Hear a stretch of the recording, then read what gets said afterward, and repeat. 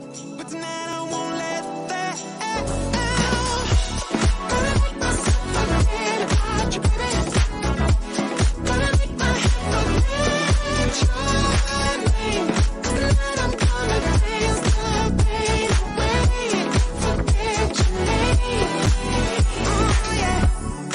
feel it in my body, feel it in my feet, and it feels so good inside.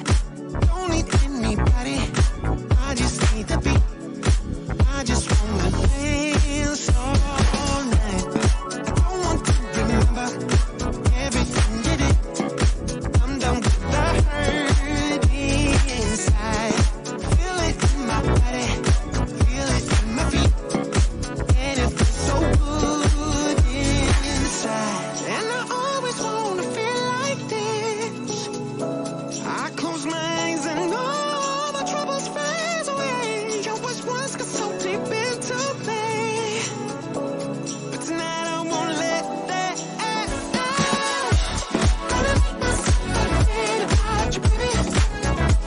Gonna make my head forget your name. 'Cause tonight I'm gonna dance the pain away. Forget your name. Gonna make myself forget about you, baby. Gonna make my head forget your name. 'Cause tonight I'm gonna dance the pain away. Forget your name. Forget your name. Gonna make myself forget about you, baby.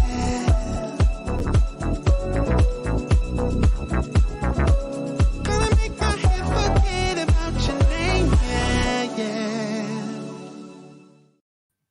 Zoom got you feeling blue? Well, studies are showing that Zoom gloom is a real trending issue. And as we clock in 8 to 10 hours on the screen, we are actually experiencing some emotional ramifications. So today in the Waist Up Wardrobe studio, I'll be interviewing an emotional health coach who will be talking about this issue and giving us tools and tips of how to manage our emotions as we navigate the virtual world. But if you want to hear what she has to say, you're going to have to stick around to find out. Welcome to Waist Up Wardrobe. I'm Christine Vartanian, an attorney turned personal style expert and image consultant. As the founder of Jade for All Seasons, I am passionate about unveiling the inner confidence of my clients by developing their personal style and dressing them for success. But is getting dressed up still important in our virtual world? Well, that's where my experience can help with what I call Waist Up Wardrobe. Waist Up Wardrobe is a podcast for all things you need to conduct an outstanding Zoom meeting. It's about how to dress for the camera, but it's not just about the clothes. It's about everything you need to know to show up on brand and professionally on camera. Join me in the Waist Up Wardrobe studio to discuss how to navigate this virtual world and dominate from behind the desk. Hi, virtual world. Here we are today again at the Waist Up Wardrobe podcast. And we have a treat in for you today because we are, again, just like always, building a library for you to create an outstanding Zoom room. Everything from what to wear, what not to wear, to emotional ramifications of being on Zoom, which is the topic we're going to be talking about today. But before I get started, I just want to say, please put your comments in the box, ask us your questions, because we really want this to be an open dialogue. We want to give you as much value to put right into action. And before I get started, I just want to acknowledge my super awesome producer who's always here and behind the scenes, Rick Moscoso, who really has this show dialed in for us and helps with all the technology behind the scenes. Also, I wanted to say, hi, Rick. How are you? Hey, You're sporting your Christine? Waist Up Wardrobe hat. I am. I have the swag working today, so good to be Yes. here. Thank you. Thank you. Thank you for being on brand. I appreciate that. Today's show is really interesting because it's something that we may not have thought about. Being in our Zoom room setting has kind of been an ongoing trend. But we haven't really thought about the consequences in every area, emotionally, physically, really, and mentally, that the way it impacts us. So today we're going to focus on how it might emotionally impact people to be on Zoom for extended periods of time. We're clocking in so many hours and on the screen. And here's the thing, we actually have thought about this in the past before even the virtual world was a big trending thing. We used to think about the ramifications of children staring at a screen for long periods of time, but we never really have experienced the virtual world like we are experiencing it today, where a lot of people now are working from home and in the virtual room. So adults now are experiencing so many things that go into creating their virtual setting, and emotional impact is one of them. So to help me explore this issue here today, I have a very special guest, Vivian Cobb, who is an emotional health coach. And let me just talk a little bit about Vivian. Vivian Cobb began her career in video and film production, and she was in the real estate world for more than 18 years. And Vivian has a passion for public speaking, and it earned her a distinguished Toastmasters and got her involved in the Rotary Club. And she's also served as a speaker and a speaker coach for TEDx Colorado Springs. As an inspirational speaker, Vivian shares her personal stories of loss, resulting in a journey of confronting her emotions and transforming emotional stagnation into emotional health. And that's what makes her a great expert on today's topic. Her passion for speaking and helping others has led to her emotional health coaching and starting her community called Emotional Safe Haven. Vivian lovingly guides her clients to confront the misconceptions about emotions, and she challenges them to view their emotions as having everything to do with how they maneuver through their lives. So please help me welcome Vivian Cobb to the show. So Vivian, hi, how are you, Vivian? How are you today?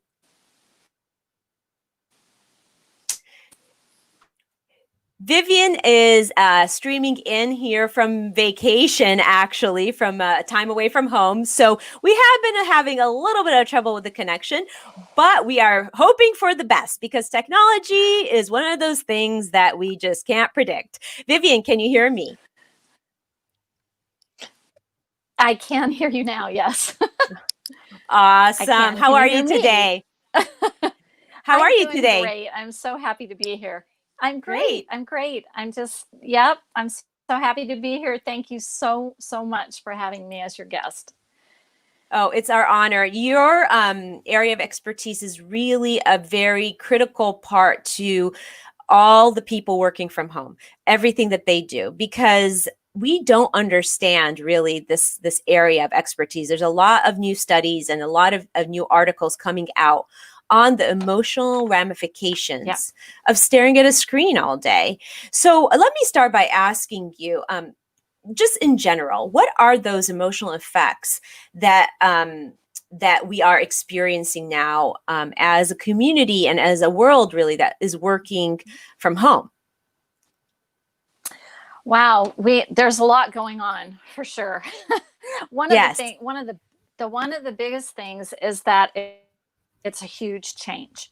The way we are communicating, the way we're seeing each other, the way we're seeing ourselves, all of it is a huge change.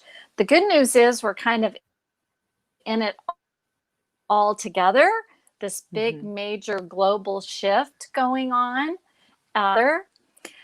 But it's still change, and change, as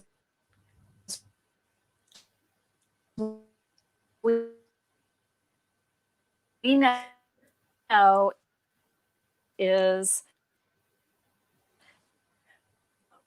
we're Unfortunately, we're missing all the goodness that you are telling us right now because of our internet connection. But whether it's good,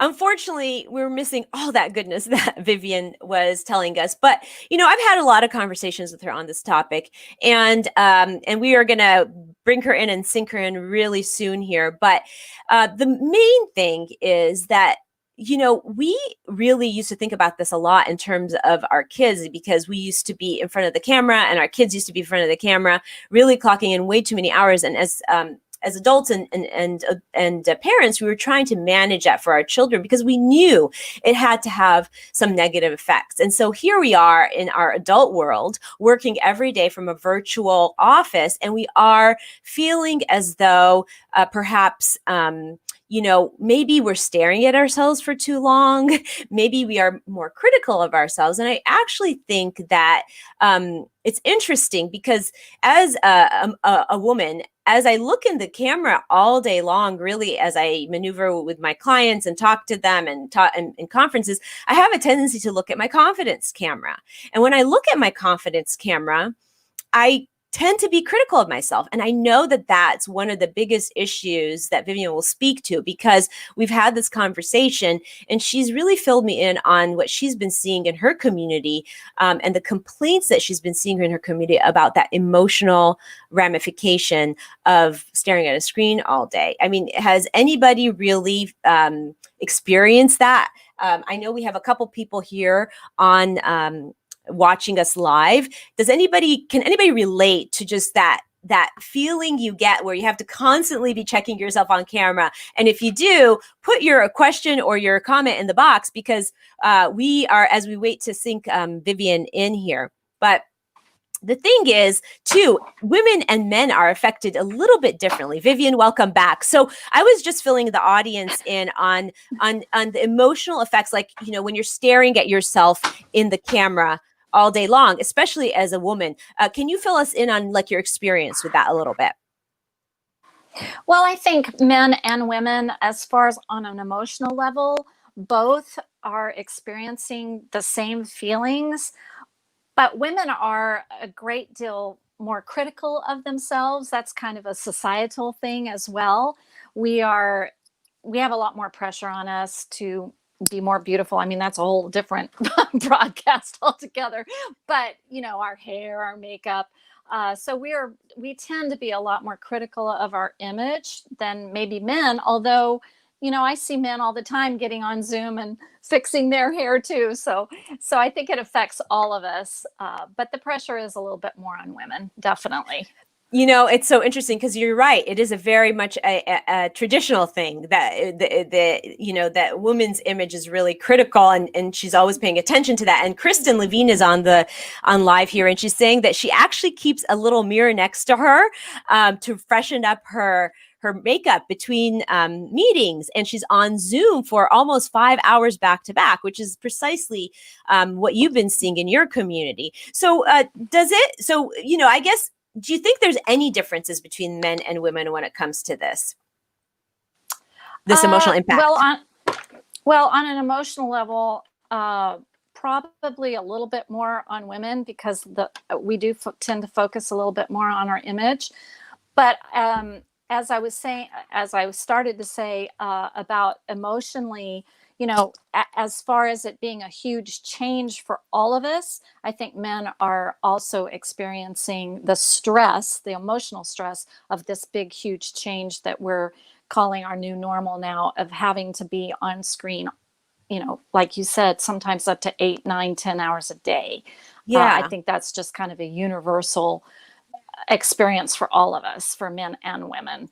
But as far as image is concerned, and the concerns and the stress of looking at ourselves, I think maybe women do take it a little bit harder. I doubt there's a man out there, too many men. I mean, I'm sure there are, but too many men who have a mirror sitting next to them to freshen up between. They probably are. That's a different reality for them than it is totally for us, for sure.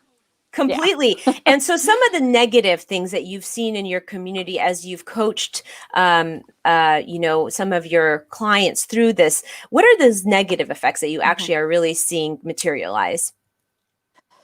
Well, this new way of communicating is affecting us with anxiety and increased in anxiety. And there's lots of studies, as you started out the podcast, citing the fact that there are so many new articles about this and so many new studies. And yes, anxiety, if you are prone to these things, especially like anxiety or depression, this is going to add to that, because now we are super focused on not only how we look, but how we're communicating. And it's so much harder to communicate this way.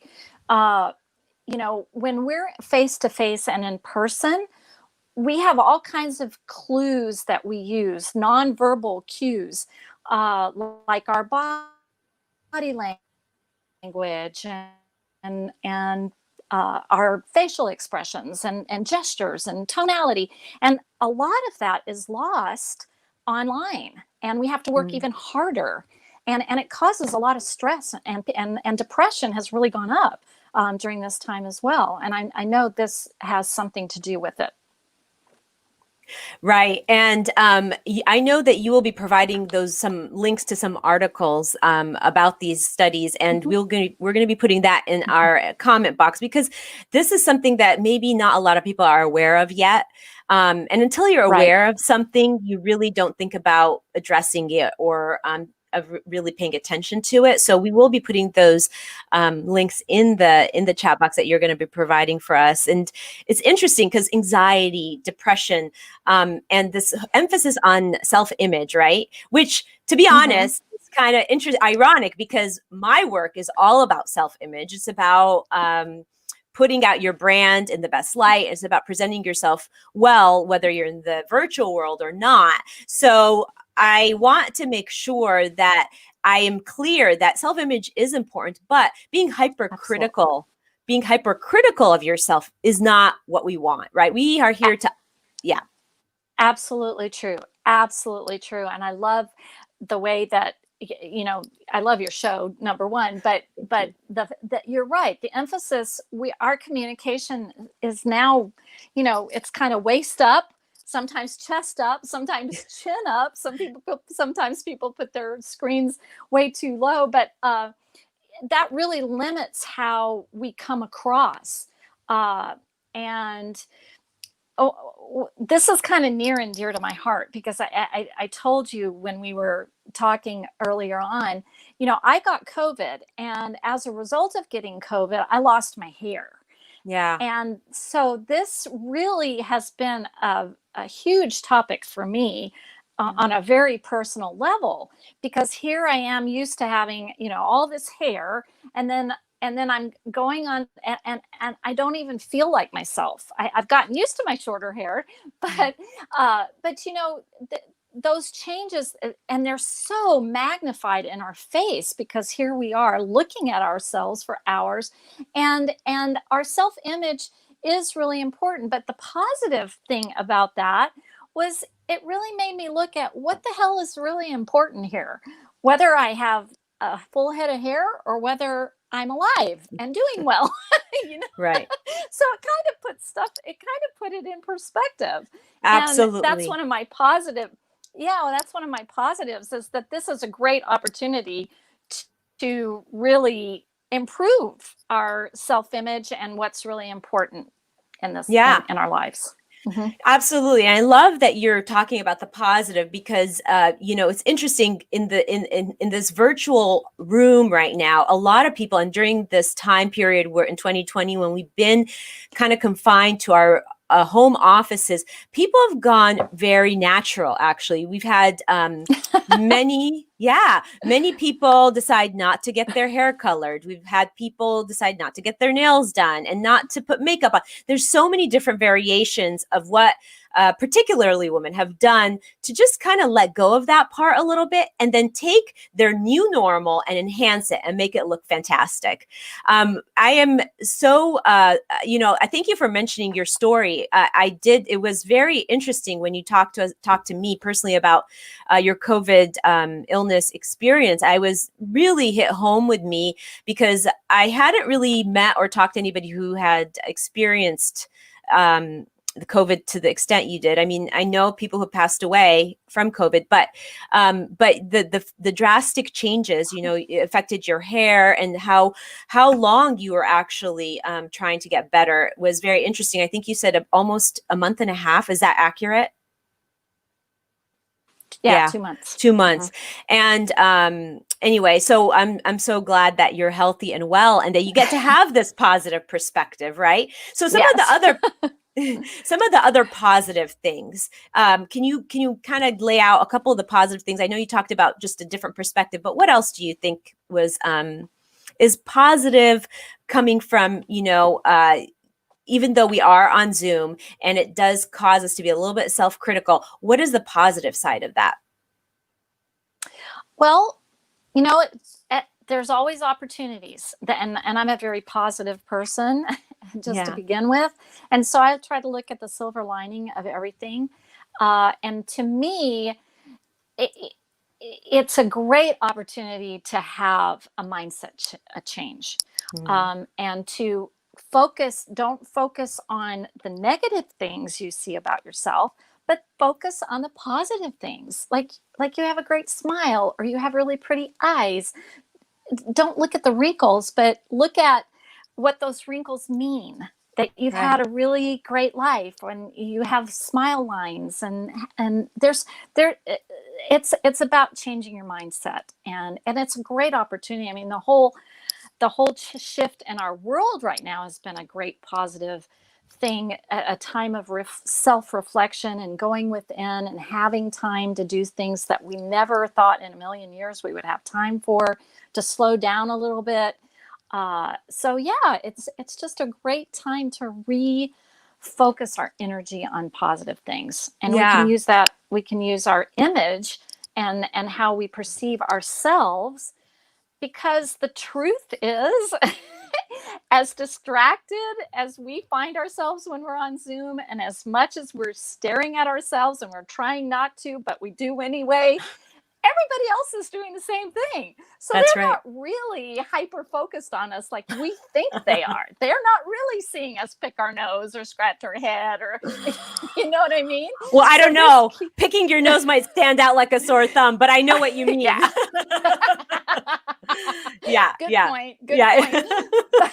But I exactly know what you mean, because basically, you know, we are so much more self-critical of ourselves, right? And now we have this stage, this platform, if you will, where it allows us to be even more critical, because we are staring at ourselves for so long, right? So, and I love your analogy when I first started talking to you about the emotions that come out from really looking at yourself all day, is that it feels as though you're staring in a mirror all day, especially for women. You know, you're just looking at your reflection, right?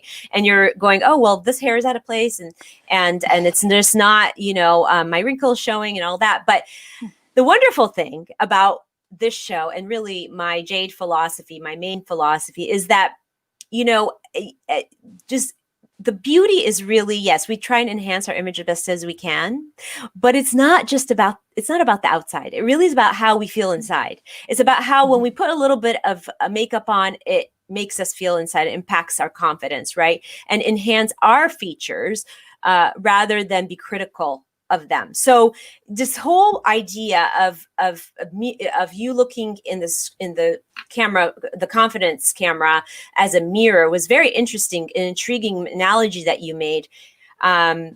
Is there really a difference? I mean, that's my question to you.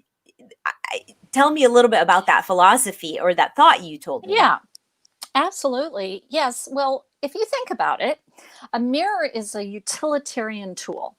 We look in the mirror not very long usually to put on our makeup or fix our hair, or men shave their face or whatever. We are doing something very specific when we look in a mirror. We rarely just sit down in a chair and put a mirror in front of us and just look at ourselves, and especially look at ourselves communicate or socialize, or all this stuff that we're doing on Zoom. So it is a huge difference, actually, in my opinion. But people I know for me, sometimes I'm rushing home to get on a Zoom meeting, right? And Yeah. I'm in my car and I'm driving and I pull into the garage and I run into my office and I sit down, I turn on my computer, and I haven't taken the time to look at myself and go. And so the automatic thing is to use Zoom as a mirror. And you see it all the time. I'm Yeah. sure you see people Yeah. doing this or fixing themselves. So the trick here is to remember that it's not a mirror, and to try and take that 30 seconds or whatever you need, like the lady that said on chat, to check yourself in the mirror, make sure you feel good about yourself, and then get on Zoom. I think that's a real positive step. Yeah. Well, it's so interesting. So Kristen here, as she was, she mentioned she has a mirror next to her. So she probably is doing the right thing. That's a great tip. Just have the mirror. Let the mirror be what you look in to fix yourself, and don't let the camera do that, which is so funny. I laughed because right before we got into the studio, and I was putting my makeup as I look into the camera. And so I'm guilty. I'm guilty of that. And now that I have the awareness, because you shed light on that for me, I think it's going to be much more productive. And I really like the idea of, keeping the camera for what it is serving, just, doing your work, and maybe just putting your makeup on, doing things that you would do in a mirror, on a mirror. And it really, yeah. And it really is different for men and women, because like I was putting my makeup on in the camera, and Rick, my producer, was in the screen, and he's like, he's probably going, what is she doing?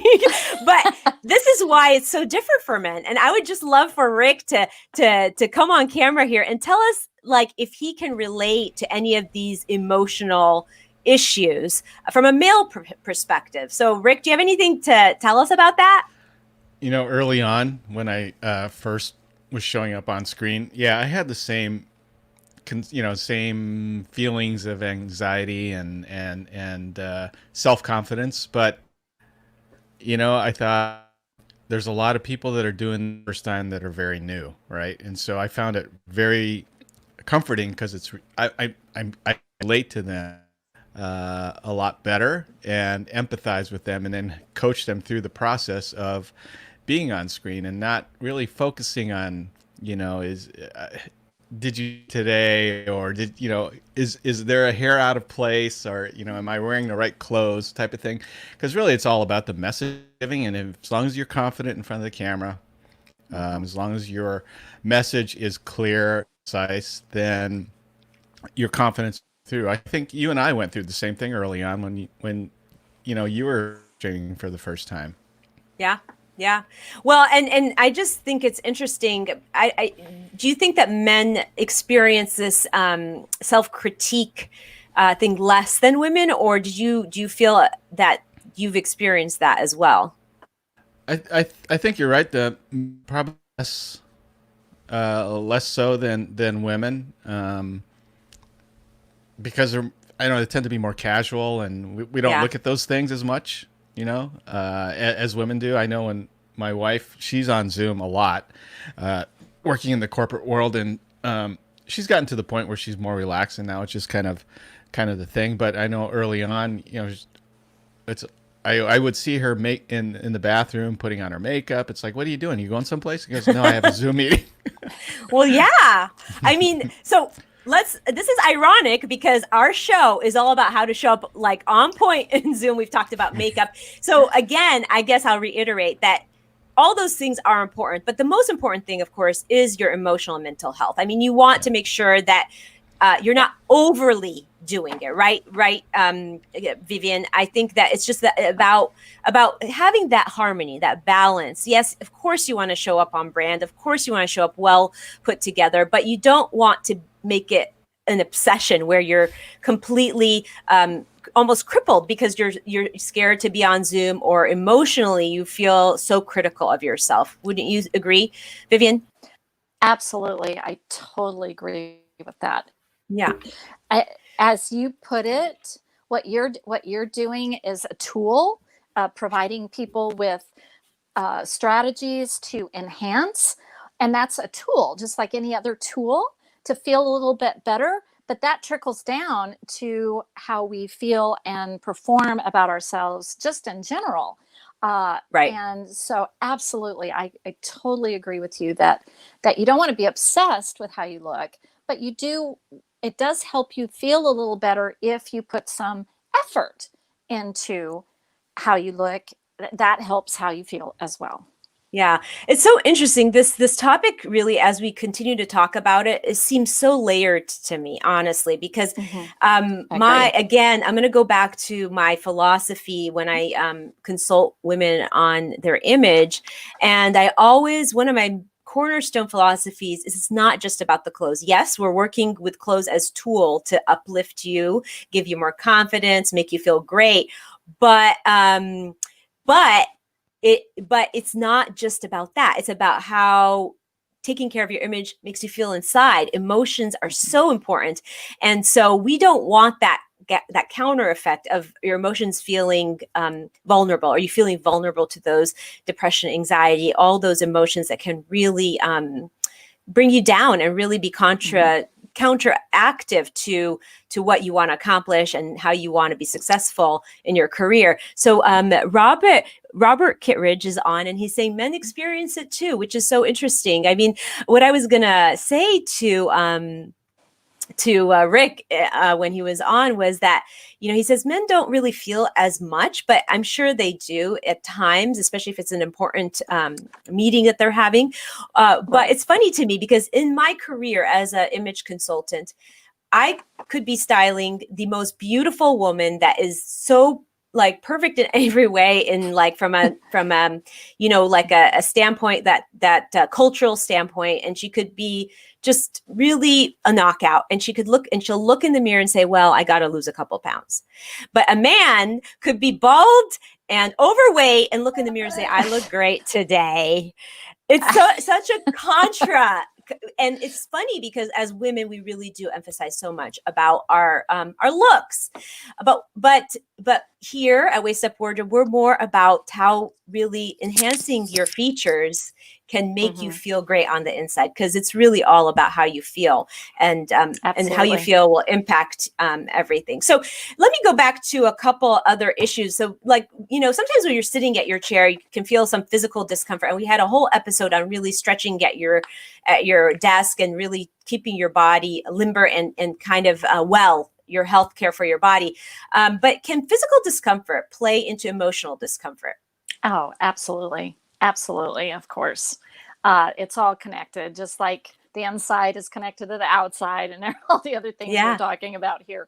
But yeah, if you're uncomfortable physically, that is certainly going to spill over into how you feel and how you handle things. If you're having to handle life through a filter of pain, then that is so going to affect how you feel about yourself, how you handle your situations, how you interact with other people. It takes a lot of energy to battle pain, and that can really affect you. So absolutely. And one of the things you can do to feel more comfortable in it, especially if you're on Zoom all day long, is invest in a stand-up desk so you can not sit all day long, because sitting is hard. I mean, it's hard on your body. And it's good to be able to get up and down. And I just got a stand-up desk. Oh my God, it is so awesome. That's such a great tip. I mean, it's so funny that just as you said that, we got a question. Do you think sitting in front of the camera versus at a stand-up desk makes a difference? Like right before you said that, there was like thoughts were flying, and you do believe that it helps. Oh, absolutely. I was in a 3-day seminar, and it saved my life. And I can just push the button and I can sort of rise up with it, so nobody actually really notices. But yes, absolutely, and it helps just get the circulation going. And absolutely, I totally agree. If you've got the means to do it and the space to do it, invest in a stand-up desk, especially in our new world, because we are going to be at the computer for hours and days and months on end. And I think that is a great solution. Yeah. Well, it's interesting because I am sitting at my desk on a sort of a bar stool level, but my desk cranks up and cranks down. So I have the option to go, to stand up if I wanted to, which I think has given me so much flexibility. And I really, really like that a lot. So thank you for that tip. I will put some links in the comment box of maybe some stand-up desks that I can recommend, and also the desk that I have, because you can crank that up and crank it down, and it's really a great feature.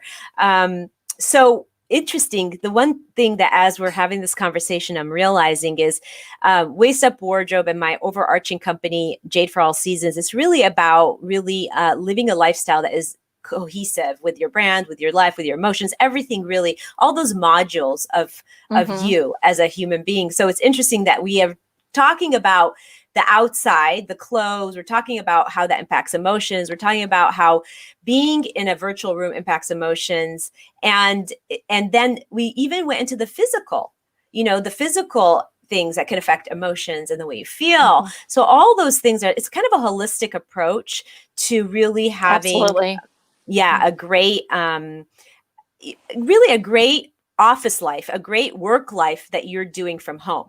So that's what Waist Up Wardrobe is about. And I'm just so thrilled that I get to have experts like yourself, Vivian, that kind of can help people, get tools and information on that. So Robert is asking, or he's saying, I can move with my stand-up desk instead of sitting the entire time. Again, there's a testimony to stand-up desks. So we talked about the emotions. We talked about how sometimes physical can affect our emotions.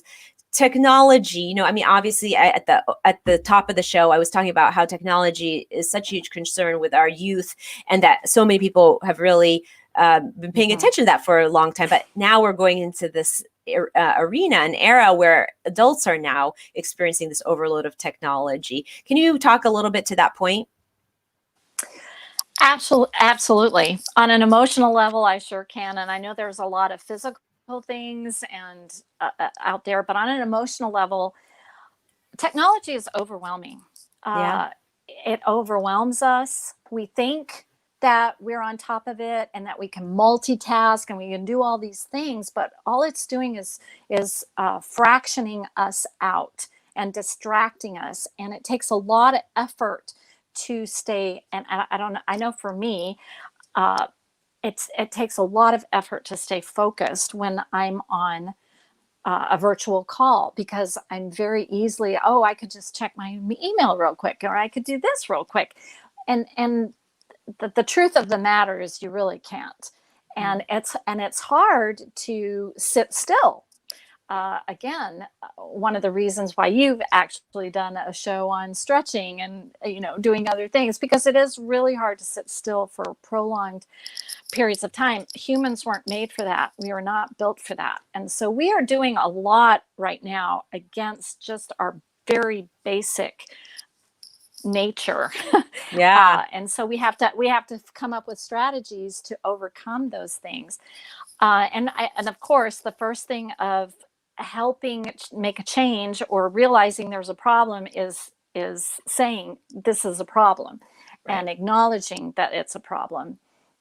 So one of the reasons that, and you'll read it in the articles that I have provided, they say one of the reasons we watch ourselves so much on Zoom is because we are overwhelmed by everything that's on there. And so we just sort of look at ourselves as resting almost, because there's so much going on the screens. And so we tend to just like it comforts us to look at ourselves. And I do want to mention one of the positives, though, because technology, if we didn't have our technology right now the way we have it, we wouldn't be able to stay connected. And I keep thinking back in the flu of 1912 or 1918. Those people didn't know sometimes for months or sometimes years if they had lost somebody. And they couldn't see their families, they couldn't connect. And we are so lucky and blessed that we can turn on a screen and see each other. It's kind of all we have right now. And it's so nice to have that option. And so we can, again, it's about keeping it in perspective, not becoming obsessed with it, not letting it overwhelm us, because we're, having all these other thoughts about, oh my gosh, how do we look? And concentrate more on, oh wow, I get to connect with this person. I get to see my family. At least I get to see my family this way, instead of worrying about whether my hair looks great. Yeah. Yeah. I mean, I guess that's again perspective, right? And, it's always about the silver lining. I mean, technology, we had a whole show on technology and whether it's our friend or foe. And it's like anything else in life, right? You can use a tool for good, or you can use it for something bad. Like if you're using it to self-critique yourself, then that's not really a positive thing. But if you're using it to continue working, to continue connecting, what a great opportunity we have in that. And it's just, like you said, awareness is everything. Just being aware of not letting it consume us. And Allison Maslin was on, and she was saying that this is such an important topic. And Allison is she is the founder of Pinnacle Global Network. She is a mentor in the industry, and she is always on Zoom and always conferencing, creating big conferences and mentoring so many entrepreneurs. So she really knows because she's on Zoom a lot. Tiffany was commenting that Kristen's idea was a great idea to have the mirror next to you, which is something that you also reiterated, Vivian.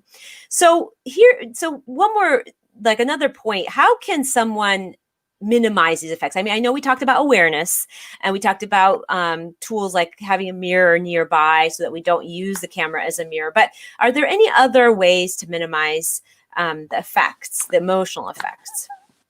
There are actually. You can, well, like everything else in life, Christine, I think this is a great opportunity to set boundaries. Yeah. I know that a lot of people are bound by their work, and like people who have to do back-to-back meetings and the camera is required to be on, right? But you can still figure out ways to give yourself a break so that and one that I read about, I thought was brilliant, especially if you have like the gallery view and you have tons of people on there and you don't want to keep drawing your eyes towards yourself, is get a little sticky note and just put it on your computer and cover yourself up so you're not focusing on yourself all the time. I thought that was brilliant and easy solution.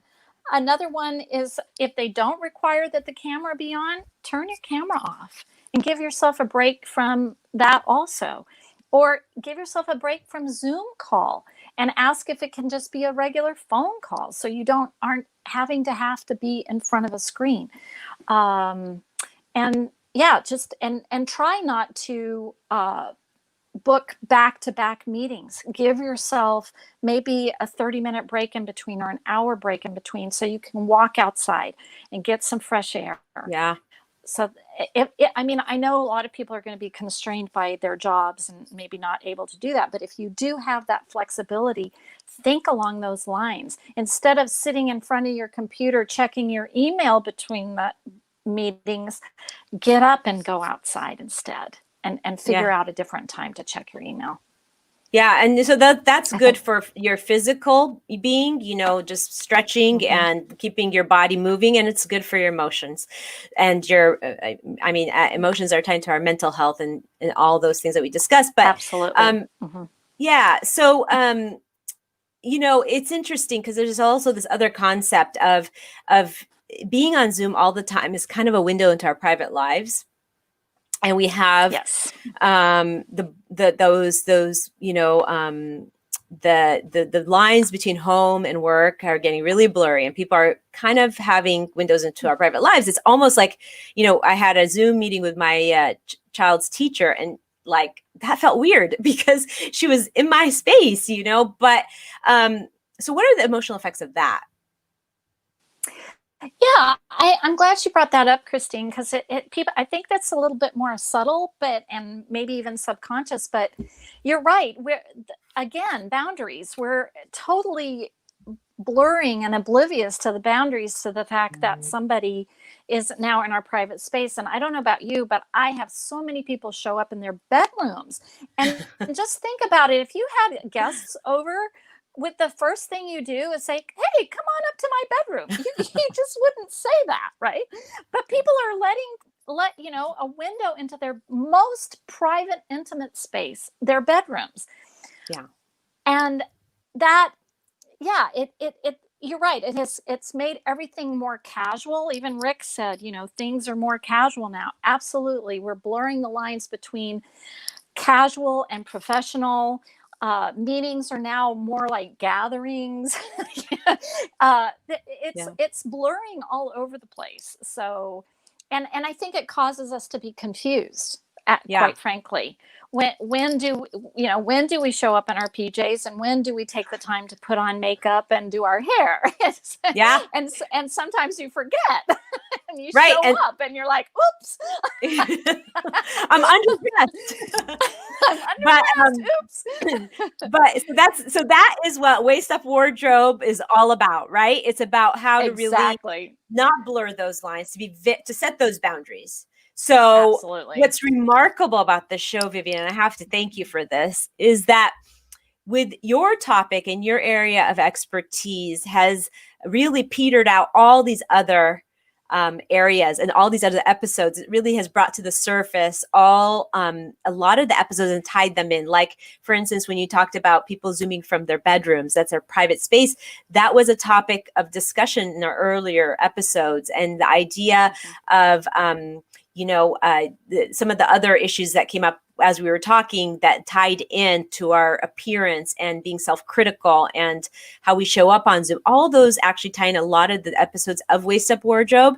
And that's why this show is targeted really to help people define those boundaries, to help people know when it's not okay to show up off brand. And when it is, if you're in a casual setting, if you are, with your family, that's a totally different platform.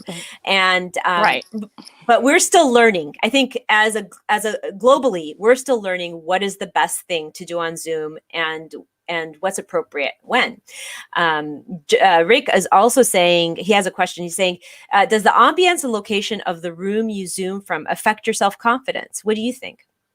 Oh, absolutely. I really do. And one of the things that I love about what you're doing, Christine, is the specifying a space. And you're right. There's a real difference between whether you're having a wine happy hour with your girlfriends. Yeah, snuggle up on your couch and, have a blankie and have your really comfy clothes on. But if you're going to be doing something professional, then you need to really put some thought into your space. And I do think it makes a difference in your self-confidence, because if you show up inappropriately, that's what you're going to be thinking about the entire time you're in a meeting. You're not going to be thinking about what what you need to be saying or what you need to be learning. You'll be going, oh my God. Oh my, and now you're stuck. You're stuck on camera, or, you don't have the time to run away and do what you need to do. So yeah, you need to be really thoughtful. And branding, when you talk about branding, it doesn't necessarily mean that you're selling something or you're representing something. Your brand could just be how you want to show up personally. Mm-hmm. And what I love the fact that I have shelves behind. I'm not in, as you mentioned, I'm on vacation. This isn't my normal background, but I have little shelves behind me. And what I like to do is put some of my favorite things, depending on who I'm talking to or what I'm trying to represent. I'll put some of my favorite things on the shelves, and I'm changing it up not only for my audience, but I'm also changing it up for myself, because I'm seeing those things in my background, right? So I want to present myself in a certain way. I'll put a certain book or a stuffed animal maybe, or of a certain vase of flowers or whatever it is that sets my mood. So that's branding as well, even though I don't have, my emotional health coach poster up or whatever. Yeah. So those are things that you can do to kind of show your personality. Another way of showing your personality. Yeah. Absolutely. I mean, your brand is your personal brand, right? That is how you want to be perceived and the impression you want to leave the audience with. So, is there anything that I haven't asked you that you really feel compelled to let our audience know? Or have we covered everything so far? I do want to just comment that it does take a lot more energy, I found, especially if you're an introvert and somebody, I mean, you and I, we have big personalities, we're animated, we're out there, right? But a lot of people don't communicate that way. And so it takes a lot more energy, even for us. I know as a speaker, I love to be on an actual stage because I get the energy from the audience, and that really helps me. When you're on screen in a room all by yourself, you have to bring extra energy to get that to come through. Yeah. So give yourself a break with being tired, because it takes a lot. It does take a lot of energy to be on Zoom all day long. Oh my gosh. It just know that, and that's normal. Yeah. I just wanted to bring that up. That's a great point. That's a great point. I mean, after hours and hours of being on Zoom, sometimes I wonder, why am I so tired at the end of the day? I didn't have to drive to an office. I didn't have to drive to a client. But at the same time, I feel like I've expended a lot of energy. And so that's exactly right. So every episode, Vivian, we end with the Waist Up Wardrobe Weekly Wrap Up, because we really want to leave the audience with those key things that they can put right into action. It's kind of a summary of our episode. So if there's one major takeaway that you can leave the audience with, what is that? I would say take control of your environment, because once you take control of your environment, that trickles down to how you emotionally present yourself and how you feel. So you have control over that. You have control over your environment, and like Rick said, and how you come across with your self-confidence, your personality. So take some time and thoughtfulness and take control of your environment. Yeah, I think control is one of controlling for yourself, not as in controlling, but that being disciplined and being aware of your environment and knowing that you are in control of what you decide and choose is such an important thing. And that really hits on that. So how about some tips, some quick tips that the audience can leave and take away today? Well, we talked a lot about tips during our content, but one is a stand-up desk. I think investing in a stand-up desk is a really great idea. And just taking, like I said, taking the time to one tip is to maybe script out some stuff, so that you're not always, part of the fatigue we were talking about is having to come up with some stuff at the top of your head all the time, or be creative or whatever. So maybe if you have some time to just bullet points of what you want to say in your meeting, or how you think things are going to go, so that you just sort of,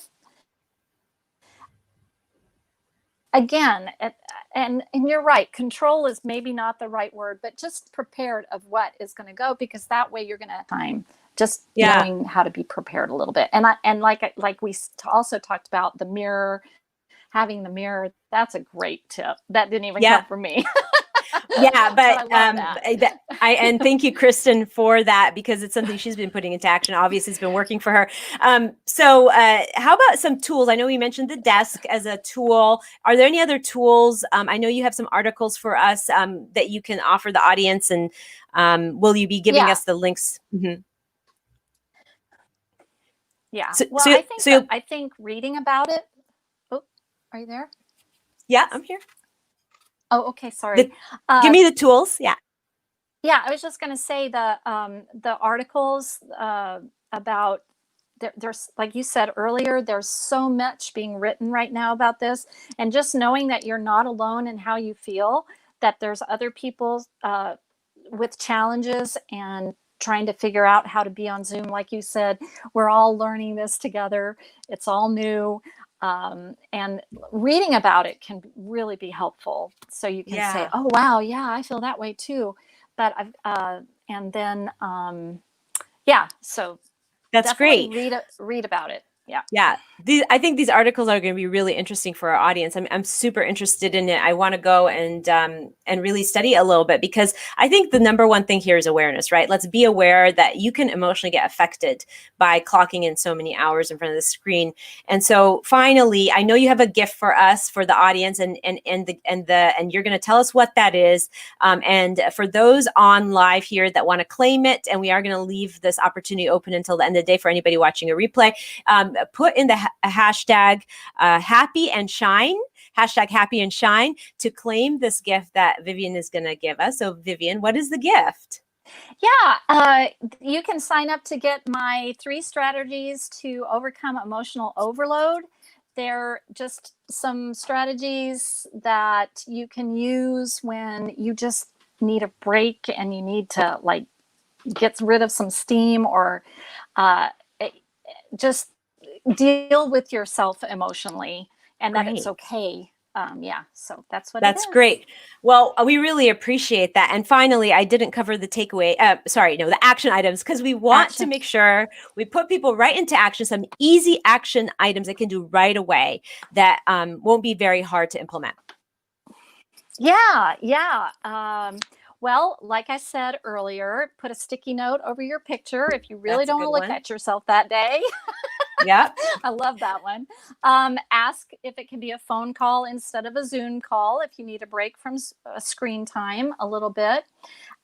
Be really, maybe right now, if you haven't already, go find a corner in your house and set it up specifically for your Zoom calls.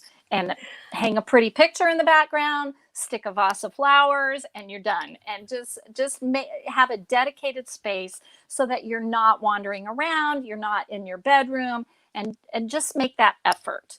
And because you want to keep in mind at all times what image you want to portray. Yeah. And that's important. Absolutely.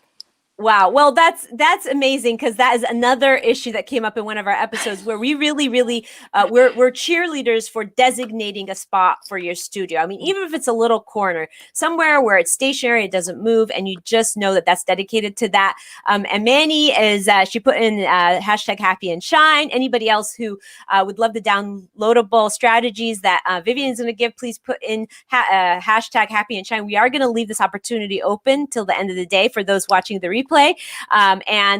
Finally, Vivian, one more thing before we let you go. How can people find you or reach you if they had other questions or wanted to learn more about what you do?